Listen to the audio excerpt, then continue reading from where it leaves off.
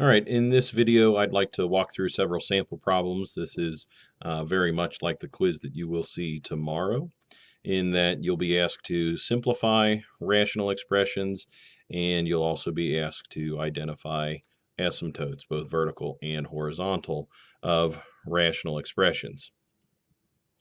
Now, first things first, in both of these types of questions, the main objective is to simplify each of these rational expressions. Now, for problems 1 through 4, the instructions tell us to simplify and state the excluded values. So let's start with number 1 and begin to simplify that. Remember, in order to simplify, that means you must factor both the numerator and denominator and look for common factors that will cancel out. Now, fortunately for us, the denominator factors with a GCF. There's a number that's common to both 10p and 20, and that happens to be the number 10. So if I factor a 10 from both of these terms, I'm left with p plus 2.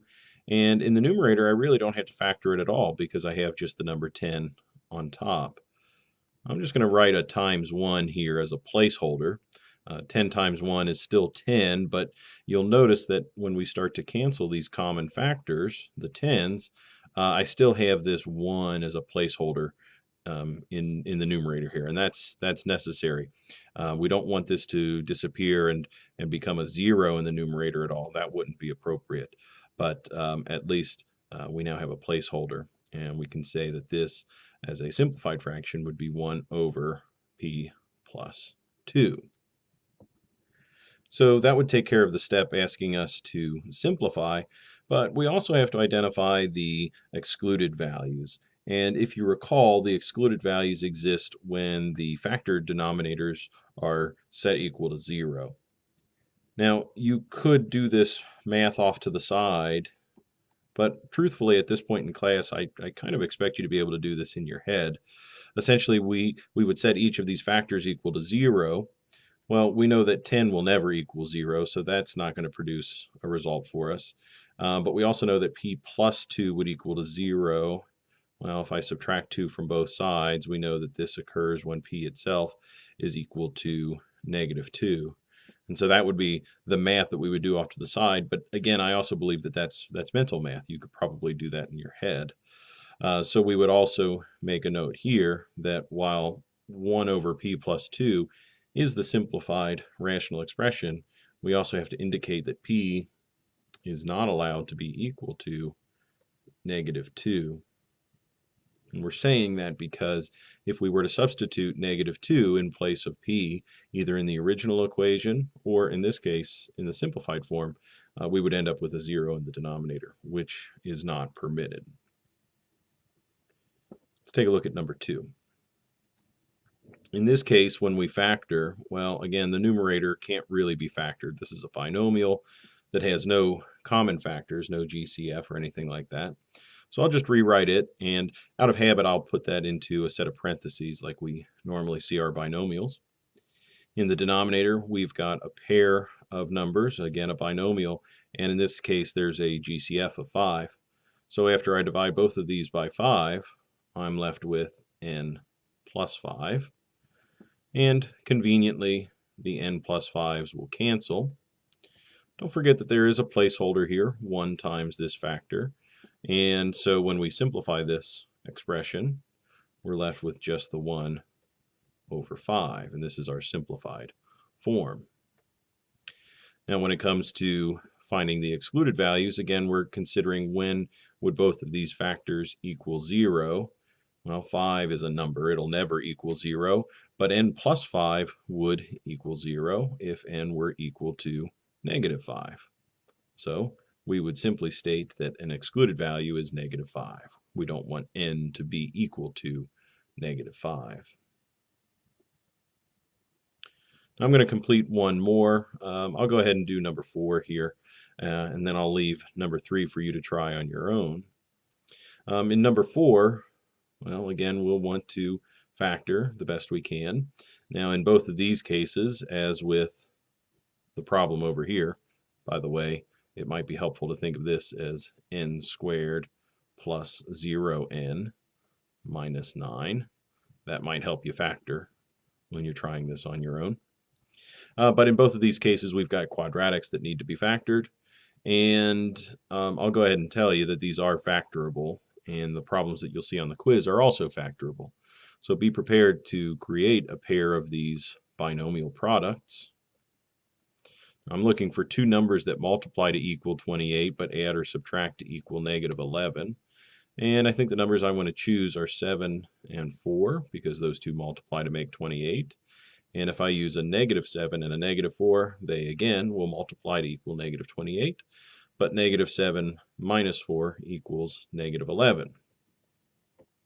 In the denominator, two numbers that multiply to make 42 that also add or subtract to equal negative 1 are going to be 7 and 6.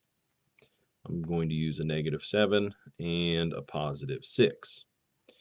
Now, before I start canceling, I'm just going to think about the excluded values for just a second. Makes it easier to see before I cross them out. When will r be equal to negative, when will, or for what r value would this group be equal to 0? Well, that would happen when r is equal to 7. And what value would make this group equal to 0? Well, that happens at negative 6. So we would say that our excluded values are 7 and negative 6.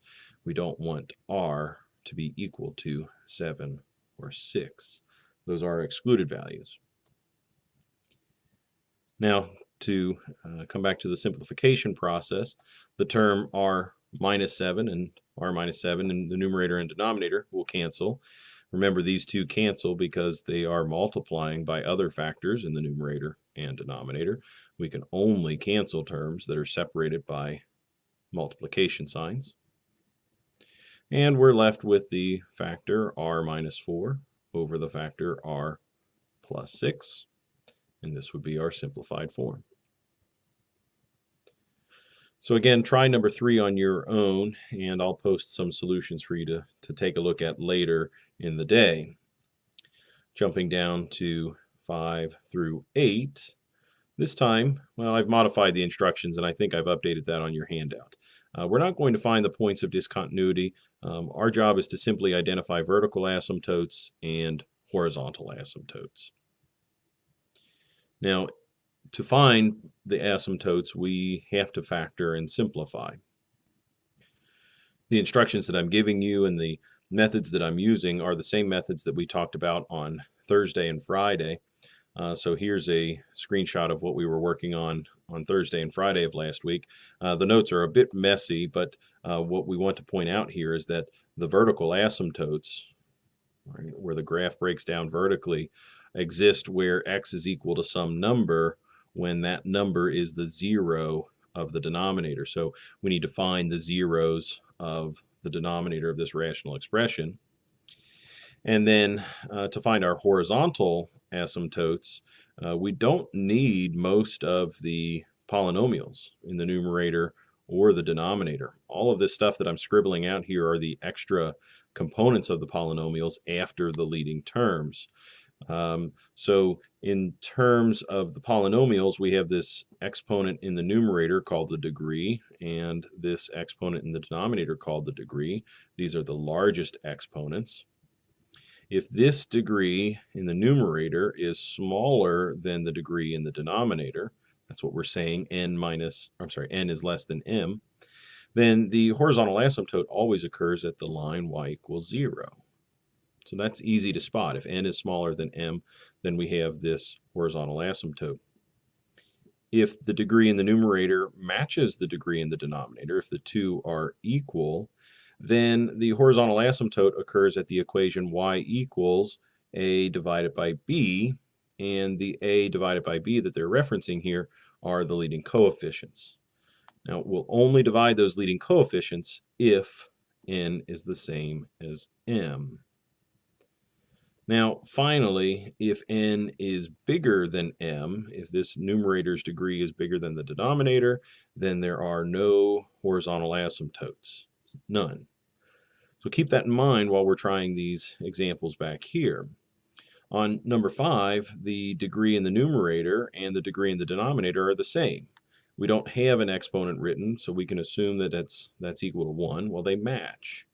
So in terms of our horizontal asymptote, the n value is the same as the m value, and when that happens, we look at the leading coefficients in front. The horizontal asymptote occurs at the division of these two coefficients, 1 divided by 1. So simplified, we would say the horizontal asymptote occurs at y equals 1. For the vertical asymptote, that occurs when the denominator is equal to 0. And there's no factoring or simplifying to be done here. So this is going to be easy to spot. The zeros of the denominator in this case, well, that's simply x equals -1. And that equation will produce a vertical line representing our vertical asymptote. For number 6, this one's a bit interesting because we don't have any variables in the numerator. Don't forget that if no variables are on display, then we can assume that there is a variable there. It just happens to have an exponent of 0. Well, in the denominator, we have a degree of 1. And so for our horizontal asymptotes, since the degree of the numerator is less than the degree of the denominator, 0 is less than 1, then we know that the horizontal asymptote is equal to 0. It's always equal to 0 if this number is smaller than this one. So that's easy to spot. Now our vertical asymptote, well, that occurs when the denominator is equal to 0. So any 0 of the denominator will create a vertical asymptote. Now it's actually possible to create a hole too, but I don't think we're going to see that in any of these examples. But the 0 of this denominator is at x equals 3. So that's going to be our vertical asymptote. Now again, I'll just try one more example. This time I'll take a look at number 7. That seems kind of interesting to me. And after I complete this, I'll ask that you complete number 8 on your own. So from these examples, number 3 and number 8 are what I'm asking you to complete on your own. Now, out of habit, I'm going to start factoring the numerator and the denominator because it's a procedure that we often do when solving these types of problems. Now the numbers 1 and 4 multiply together to make 4, and a -4 times -1 also multiply to make +4, but they will add to make -5. So that's why I'm choosing that factor. In the denominator, we have a GCF. Each of those can be divided by 2, so I'm going to factor that out first. And we're left with x squared plus x minus 6. And we can factor further. So let me copy the numerator down since there's no more changes there. Now in the denominator, I'm looking for two numbers that multiply to make -6 that add or subtract to equal 1x.